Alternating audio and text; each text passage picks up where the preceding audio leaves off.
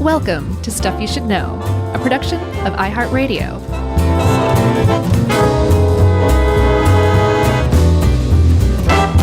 Hey, and welcome to the podcast. I'm Josh, and there's Chuck and Jerry's here too, and we're on a sprint to retirement. You're on Stuff You Should Know. A marathon sprint. Yeah, unfortunately, it's a marathon sprint. Never-ending, ceaseless, ultrathon marathon of all time. This was another listener suggestion. I feel like those have been rolling in lately with a lot of good suggestions. And this was something I had not heard of, this story of the 1904 marathon. And this comes to us from Peter Fitzgibbon. Yeah, and thanks to Dave for helping us out with this one, too. Yeah, thanks all around. Peter Fitzgibbon, what a great name. Agreed.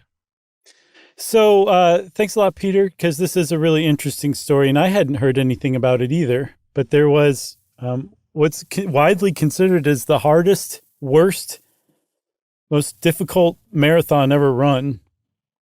Marathon, not ultrathon. No, again, I'm just specifically talking about marathons. Mm-hmm. And the mind-bending part of it is it wasn't even an official marathon length. It was 2 miles shorter than what we consider marathons today. And this is still considered the hardest. And it wasn't because some racing genius came up with the perfect, difficult marathon course. No, it was because the people involved had no idea what they were doing. Yeah. And this was one of the first marathons in the modern era, in the modern Olympics. It was actually the third one. That's right. There was no marathon in the OG ancient games. I think a lot of people think that maybe there was because of the great story of how the marathon came to be. But that would happen much later. There was a gentleman named Michel Briel, who is a 19th century French linguist, and he loved Greek mythology, happened to be good friends with the founder of the modern Olympics, a guy named Baron Pierre de Coubertin. And he went to that first IOC meeting, Briel did, and he said, hey guys, we've all heard the story of the Battle of Marathon in 490 BC when the Greeks fought the Persians, and the Greeks won, and very famously sent Phidippides, the messenger, to run 24 miles back to Athens to say, we won. And then when he did that, immediately dropped dead. Like, we should commemorate that race by making people run that far in these modern Olympics. Yes. And the IOC said, I don't think anyone even invited you. Who are you?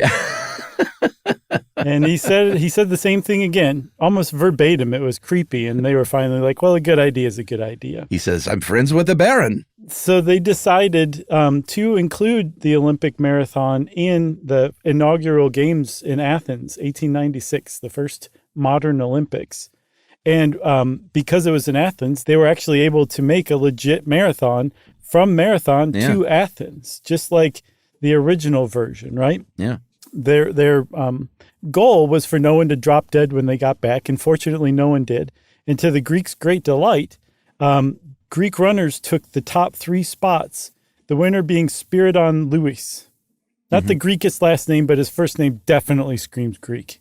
Did you say unfortunately no one died or and fortunately?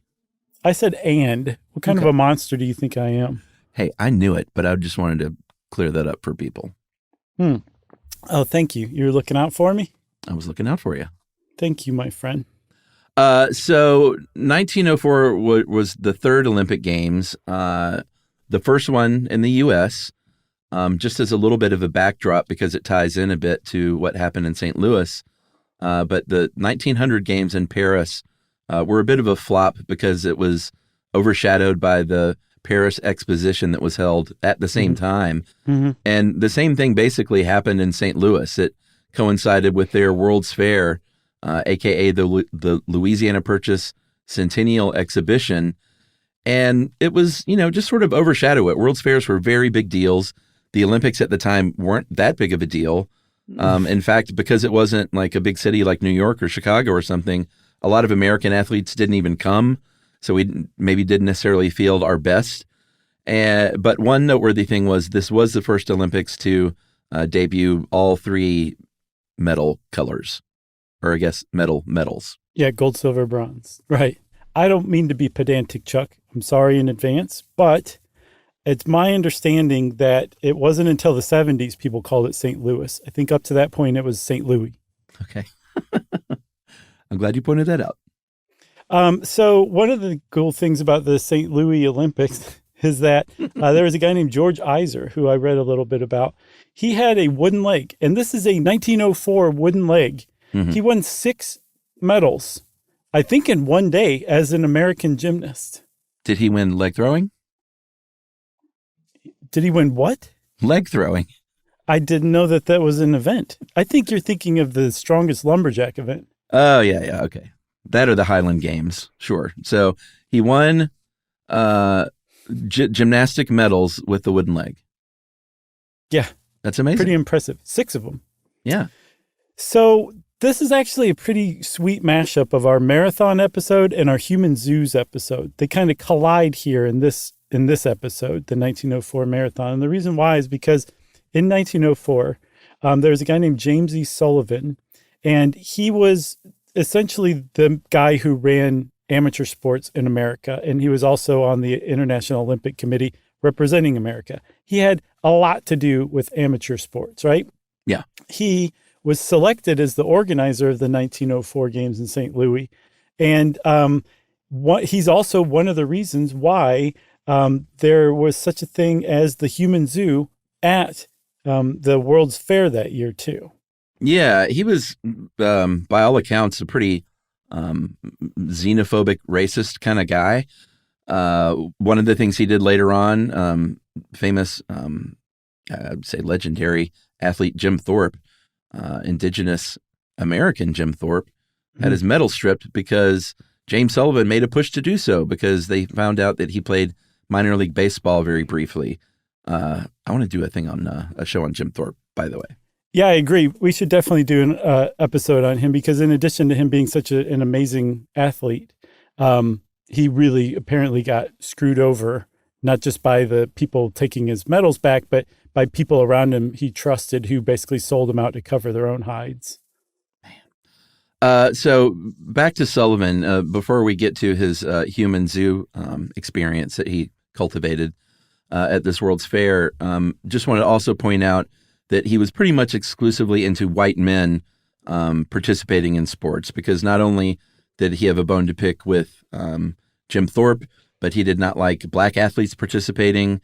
He did not like women participating.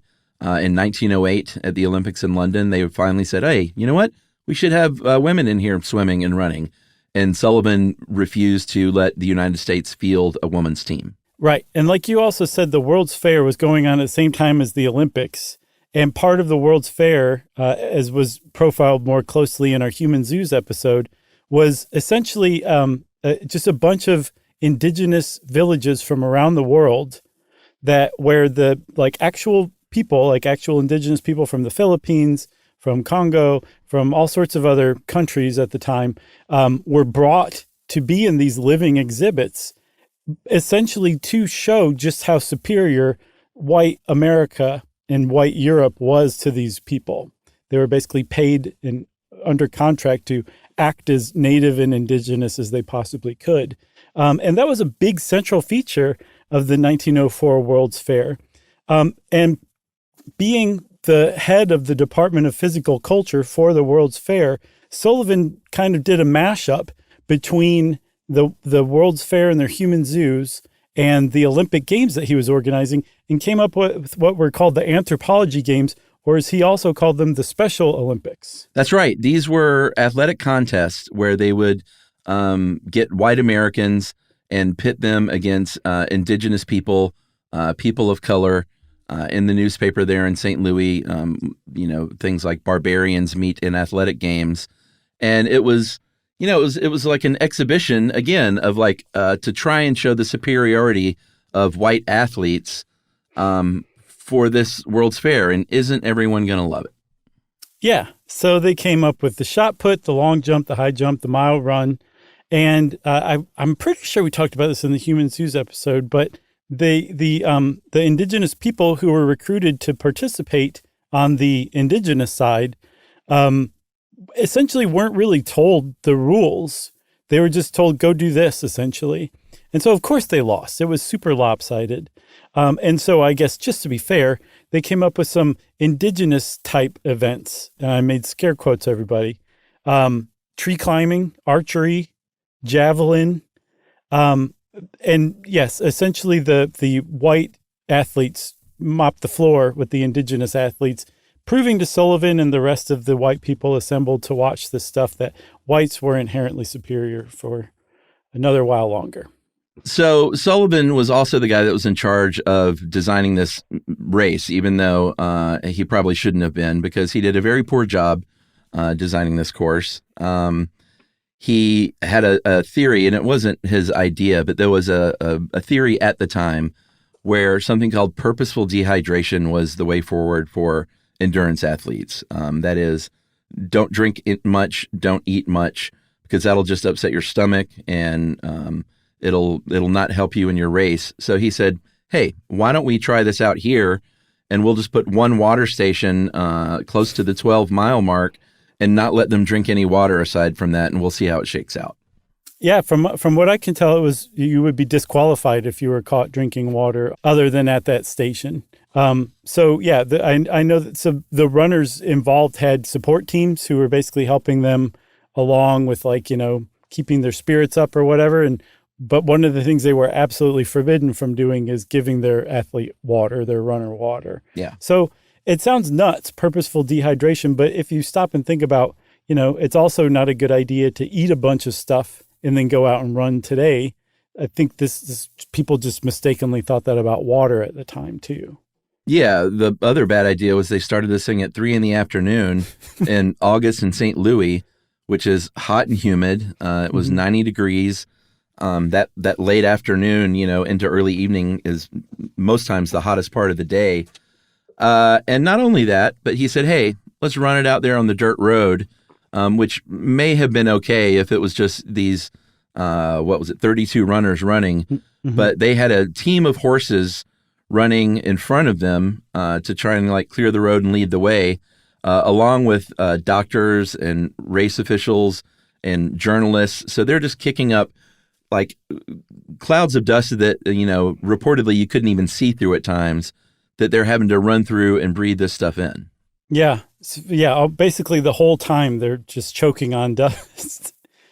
Apparently also, I think that there were regular cars just using the road too at the time. So it was just a poorly designed, poorly planned, poorly executed thing altogether. Yeah. There was one other thing about it too that I think most marathoners would be like, what? There were 7 hill climbs. They range from 100 feet to 300 feet. And a 300-foot hill is as tall as a 20 to 30-story building. I'm sure it's not nearly as steep as climbing up a 30-story building, but still, you're walking up a substantial or running up a substantial incline to a substantial height and then back down 7 times. That's on top of everything else. That just is everything that set up this race to be just legendary. I mean, we're talking about it 120 years later, Yeah, Heartbreak Hill, just to compare, if you don't know what kind of elevation rise that is for a marathon, for the Boston Marathon, I think is about 90 feet. Wow. And I'm not sure of the actual, I think it's about a half mile for Heartbreak Hill. But again, I'm not really sure how far that 300 feet was, but it's more than 3 times, so it couldn't have been fun. Are you into marathons? Are you going to run a marathon? Am I into marathons? Mm-hmm. I've never run more than 2 miles in my life. Well, I mean, hey, they say the journey toward a marathon starts with a 2-mile run. No. My line that I always use is I don't even like to drive 26 miles. That's a good line, man. Not into it. I say we take a break and come back and start talking about some of the runners that were in this thing, okay? All right, we'll be right back.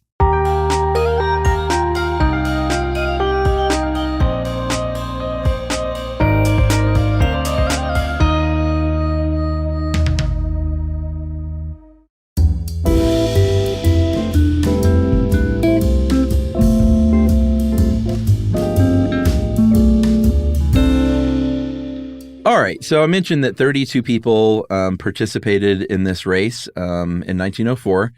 14 would end up finishing the race, which is by far the fewest ever in Olympic history, still to this day. But, we'll kind of go through some of the runners here because some were more experienced than others. Some were wackier than others. 3 had won the Boston Marathon. So there were, there were some legit experienced marathoners in there. But there were definitely some dudes running this race that, and again, in 1904, running marathons wasn't, nowadays, if you do that kind of thing, that's your full-time job, basically. Mm-hmm. Mm-hmm. If you're competitive, that is, like at an Olympic level. But back then, it was just like, hey, I do this, I run a bakery, or I'm a professional clown, but I'm pretty good. I can run a long way, so I'm in the Olympics. Right.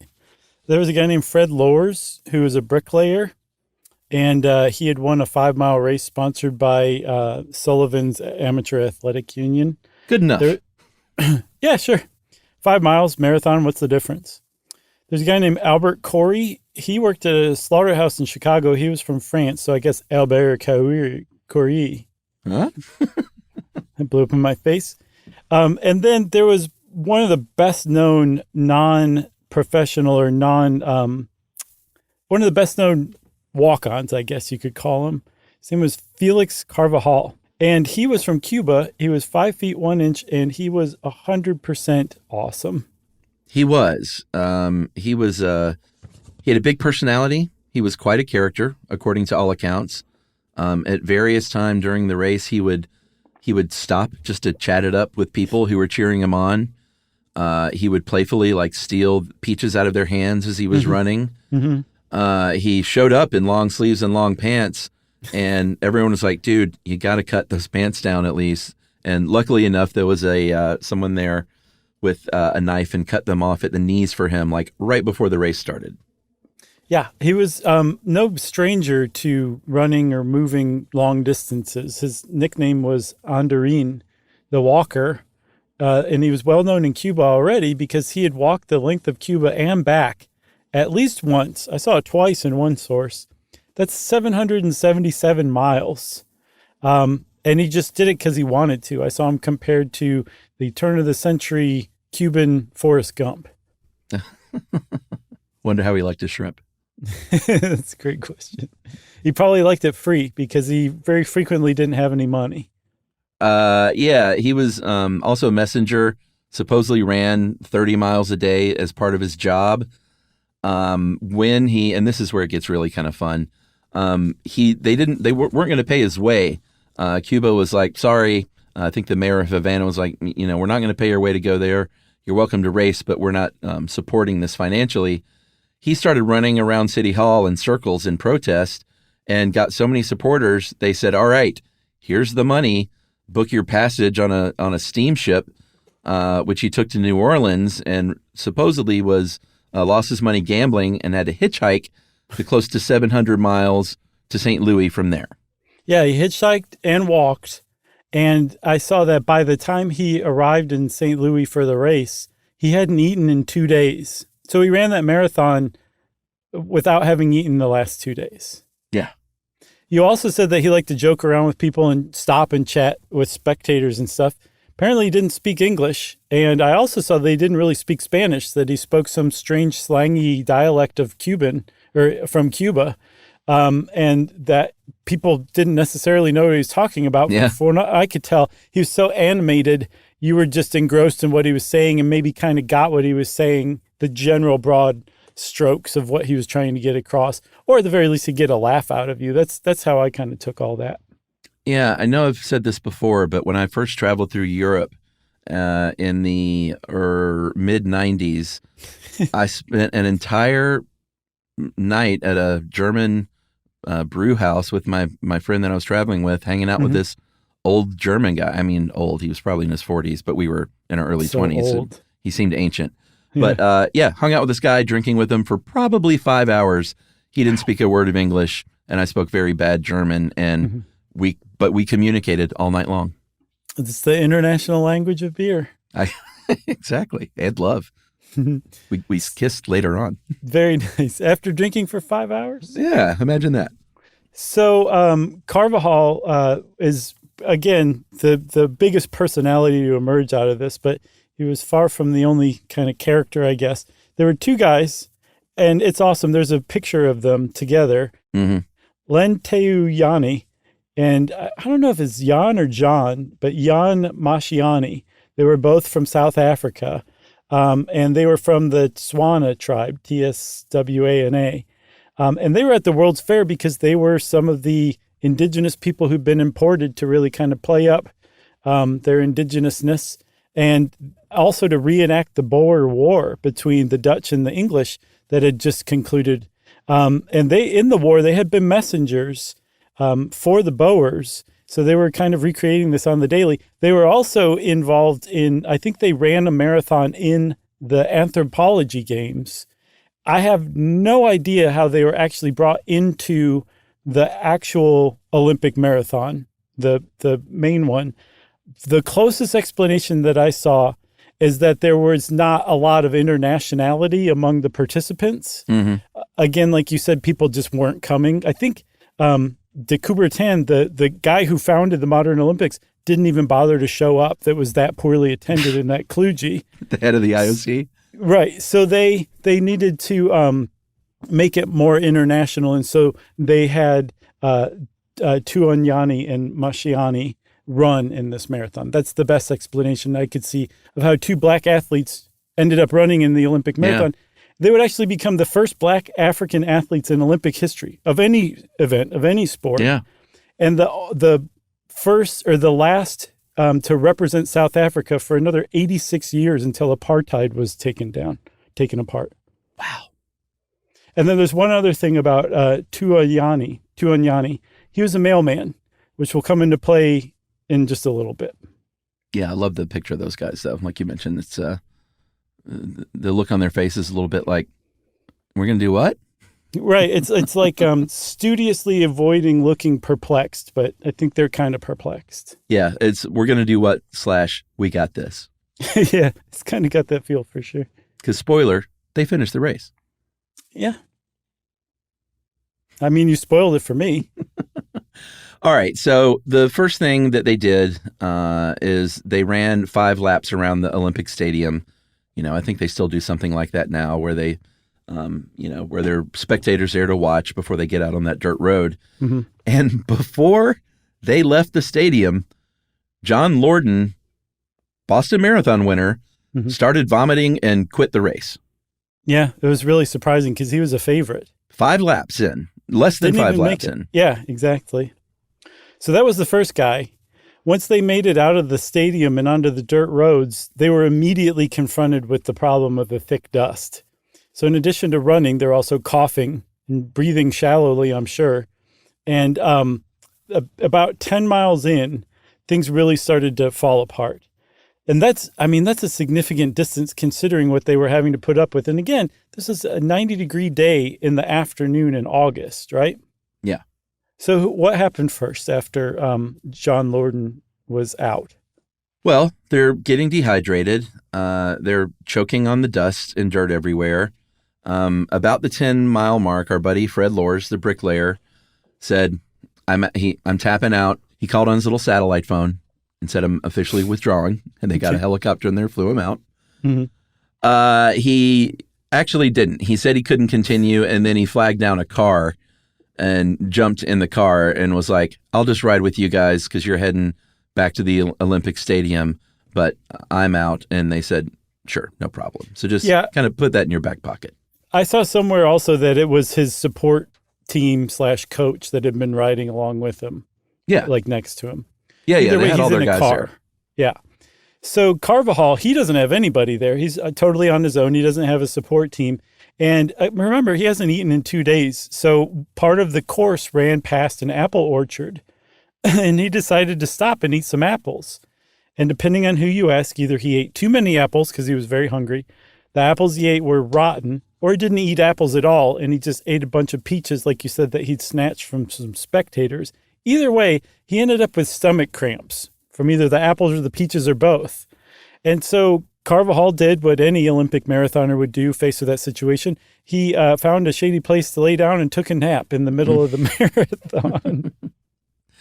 That's right, which is hysterical. So one guy's in a car, One guy, the favorite, had puked and stopped before they left the stadium. Mm-hmm. Our fun Cuban friend is napping in the orchard.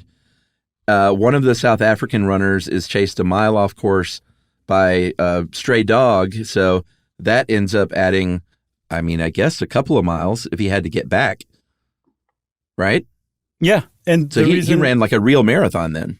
Yeah, exactly. Yeah, because this was about 2 miles shorter. So yeah, Tuanyani was the only one to run a real marathon. And the reason I mentioned that he was a mailman is because, yes, he was chased by a dog while he was running the marathon. Oh, I didn't. A little cliche, but it's true. I've seen dogs chase mail carriers before. It's not a pretty sight. I know. Ask a mail carrier. They will say that it's a trope for a reason. So all the way at mile 16, Sam Meller, who was another favorite, he started to cramp up from dehydration. And there's an account that says that he got lost, actually. He was kind of disoriented from dehydration and exhaustion. And that trying to find his way back to the course, he wore himself out. And eventually he was just like, I can't do this anymore. I'm out. All right. So Mallore's now out. And then we've got the worst case of them all, which was a guy from California named William Garcia. Billy Garcia at mile 19 starts coughing up blood, passes out on the road, and is rushed to the hospital and has to have emergency surgery because his esophagus was so caked with dust and dirt, and he was swallowing so much of this stuff, it tore his stomach lining. So he could have literally died. Yeah. And imagine, this guy just started breathing this dust just a couple hours before. So, it had a really pronounced effect. It was some really nasty dust, I guess. Should we take a break? Yeah, we're going to take a break, and we're going to start closing in on that finish line after we get back. How about that? All right. We'll be right back.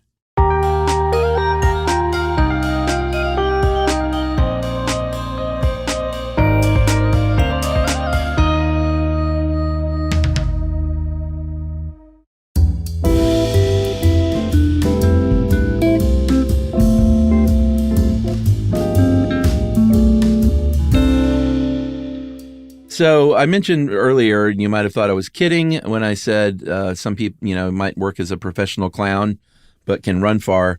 That was the case with Thomas Hicks. He was a clown, but he was also a clown that suffered from dehydration because he was not allowed to drink. Right. At mile 10 was like, you've got to give me water, dust flying out of his mouth. And they said, no, you have to run 2 more miles to get that water. They sponged him down with some warm distilled water, which must have been quite a relief. Wiped his back and shoulders off a little bit. Mm-hmm. Eventually would get that water, but then on the other side of that break, at the 7 mile mark, was like, by the way, I'm thirsty again. That didn't satisfy me for the rest of the race. Mm-hmm. They said, here, drink this. And he said, what is it? And they said, it's egg whites and strychnine. Down the hatch. Yeah. And apparently that was like giving Popeye spinach. Because it definitely put a little pep in his step. And the reason why is because strychnine, in very small doses, I saw something like 1 milligram, acts as a stimulant.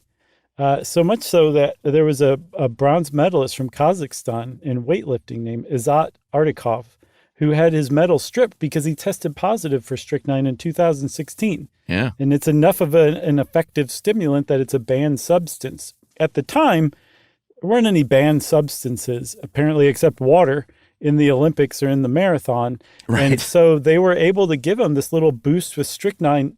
I don't know what the purpose of the egg whites were, but I'm sure he was like, I don't care. There's some percentage of this is water, and I'll take it. Right. Water was a performance-enhancing drug, but strychnine was not. Yeah, exactly. All right, so back to Fred Lors. Remember, this guy's kicking it in his doctor's car. He's riding around, the AC's blaring. He's listening to Run DMC in the back of that limo. And they get close to the finish line back at the stadium. About 4 miles out, he was like, this will be hysterical. I'm feeling pretty good now after being in the car for so long. Yeah. I'm going to pretend like I'm still in this race. Got out of the car, ran into the stadium. The crowd roars because he's in the lead and crosses the finish line at 3 hours and 13 minutes and was being handed basically the Brielle Cup, named for Brielle, who invented this thing, from Alice Roosevelt, daughter of Teddy. And someone in the stands says, wait a minute, that guy was in a car. I'm not sure how they found this out, but someone in the stands clued them in that he was cheating. And despite him saying like, hey, this is just a joke, they're like, no, my friend, you were about to take that cup. You're banned for life. Yeah. I imagine that person like shouting out that he was a cheater being kind of like Princess Buttercup getting booed in The Princess Bride. Everybody's cheering, and then there's just that one old woman going, boo! Yeah. That's kind of exactly how it happened, to tell you the truth, now that I think about it. So Lors was disqualified, and Thomas Hicks, the professional clown, was far enough back that his team received word, like, hey, this guy is just disqualified. The first place is now open again. And Thomas Hicks was like, okay, I'm going to try. Hit me with some more strychnine and egg whites. And you got any brandy on you? Because I think it's brandy time. And they did. They gave him a concoction of those three things. And he drank it down. And they said, wait a minute, champ. We got something even better for you. We're going to give you another warm sponge bath. Right. Now get out there and chafe. And so he kept running. And as he kept running, remember, he had apparently at mile 12 with that water station, they were allowed 1 cup of water. That's it. They couldn't just sit there and pound water. No. This guy was nearing the end of a 24-mile run with 1 cup of water on 2 doses of strychnine, a bunch of egg whites, and some brandy. And he is just barely hopping along. Toward the end, he was kind of engaging in like a shuffling jog into a walk and then back into a shuffling jog. And he seemed to, as far as the, I think the race official said, he was basically out of it, just totally out of it, not even in his body anymore. Can you imagine the pasty, glue-like quality of the inside of his mouth and the sweaters on his teeth? Yeah, for sure. And his breath, frankly. Yeah, at least they didn't give him yolks, but yes, it would still be pretty bad. Yeah, there was one quote about the last couple of miles there. His eyes, I almost want to read this as Quint from Jaws, because that's what it sounds like. His eyes were dull, lusterless. The ashen color of his face and skin had deepened. His arms appeared as weights, well tied down. He could scarcely lift his legs, while his knees were almost stiff. Yeah, he's walking around like Molly Shannon on the episode of Seinfeld where she doesn't move her arms when she walks. Right. That's how this guy was running his marathon toward the end. Yeah, totally. Yeah, making meringue in his mouth. Oh, God. So he started to hallucinate, is the report, that Thomas Hicks was like, the finish line is still 20 miles away. Can you imagine just the sense of dread oh my God, that would run over you if you suddenly started believing that? And I guess his support team was like, no, buddy, we're almost there. We're right there. And as he started to cross the finish line, his trainers helped him. This was a kind of something that plagued early marathons, that the trainers, the support staff were totally fine with essentially carrying you across the finish line. Yeah. I don't know if it was this one or the guy from the 1908 Olympic Marathon, but one of the two were so carried across the finish line that their feet were still moving in midair as if they were still making their way, Yeah, like a cartoon. Pretty much, yeah. So he was very much helped across the finish line, but this thing was so exhaustive and just so brutal that he still won first place. But even as he was crossing the finish line, there was the St. Louis Dispatch wrote about how he looked and how he was behaving, which was even worse than what the race official wrote earlier. You want me to read it? Yeah. You want me to read it like Quint? Or either that or like a 1904 St. Louis writer. Oh, I'll just read it as Sammy Davis Jr. Okay. All right. No. Come on. No. It's too long. I'll read the last bit. He must have heard the uproar around him, but he betrayed no sign of it. He was past that. He did look up once when the din was at its height. He was within a few yards of the finish. Did you hear that? Mm-hmm. Did something blow up? No, it's bad thunder. Let's leave it in there. And here comes Sammy to finish up. His lower jawman was hanging as in imbecility. His eyes stared blankly, babe, but his pitiful expression didn't change, man. I think the best thing that ever happened to this podcast was everyone, including me, discovering that you can do a great Sammy Davis Jr. Oh, I mean, it all goes to Billy Crystal. I just stole his impression from SNL. I'm not. I reject that. Okay. So he was in worse shape than we thought even. He didn't even know what was going on. What was his time? 3 hours, 28 minutes, the worst time in history of the Olympics. So he apparently by 30 minutes, it was the slowest gold medal time in the Olympic marathon by 30 full minutes. And keep in mind, starting at the next Olympics in 1908, the marathon began to be run as a 26.2 mile race. Right. So this was 2 miles shorter and still slower by 30 minutes. So technically, it was probably about 40 minutes slower than the next worst time in Olympic history. There was one other really significant thing about all this. It had the greatest number of did not finishes. Something like 56% of the people did not complete the race.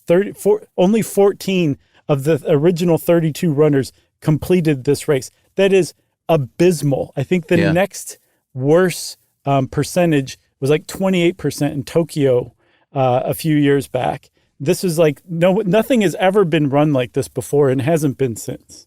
Yeah. Our friends from South Africa both finished, like I said earlier. One came in 12th place, so beat two people, and one of them came in 9th place. So, 9th out of 15, and these guys had never run marathons before.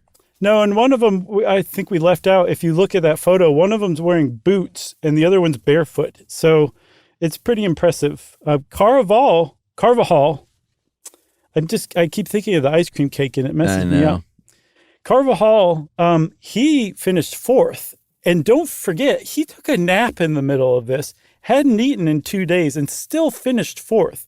So there's no telling what he could have done had he been rested and fed and hadn't eaten a bunch of apples that gave him stomach cramps. So Carvajal won, in my opinion. Yeah, I agree. You would think that James Sullivan learned his lesson and was like, well, I guess we proved that water drinking is probably something you should do because, less than half of these guys finished. Not so. He actually wrote a book in 1909 called Marathon Running, where he said, don't get into the habit of drinking and eating in a marathon race. Some prominent runners do, but it is not beneficial. Smart guy. So he did also say that the marathon was essentially indefensible and that it asked too much of human endurance. So he kind of turned his back on it, but other people were like, no, we like the marathon. He's like, really? Okay, yeah, the marathon's great. Right. And like I said, the 1908 Olympic marathon was the first where it was run as 26.2 miles. And the lore goes that that extra 0.2 miles was because the distance from the actual finish line at 26 miles to the box where the Royals were sitting watching the race was 0.2 miles. So they had to add 0.2 miles onto that 26 miles so that the Royals could be sitting there at the finish line. That's the lore, and I'm pretty sure it's true. Yeah, I totally buy that. Sure. You got anything else? I got nothing else. This was a good one. Thank you to Peter Fitzgibbon. Thanks, Peter. If you want to be like Peter and send us an email, we would love that. We always are happy to get good ideas. We'll add them to the pile. And since I said that and got confused for a second thinking that I was wrapping up the show, it's time for listener mail. I'm going to call this short and sweet on phone freaking, and this is from Kathy with a K. Hey guys, when you mentioned long distance calls and how people got around the high rates, it reminded me of when I was a teenager and would go out of town with friends skiing or to the beach. They had a system where they would arrive at our destination and we would call home person to person asking to speak to Buddy, who was their dog.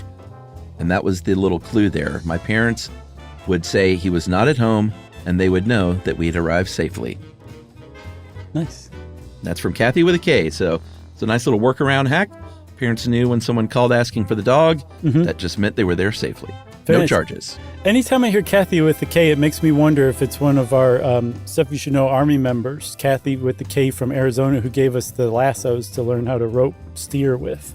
I don't think it's that Kathy, but I've still got that rope. I keep it at the camp. Same here. I hope to rope a bear one day. That'd be great. I hope you get it on video if you do. Yeah. Well, if you want to be like Kathy and send us a cute little anecdote about something we talked about, we love that too. And you can send that as well to stuffpodcast@iheartradio.com. Stuff You Should Know is a production of iHeartRadio. For more podcasts from iHeartRadio, visit the iHeartRadio app, Apple Podcasts, or wherever you listen to your favorite shows.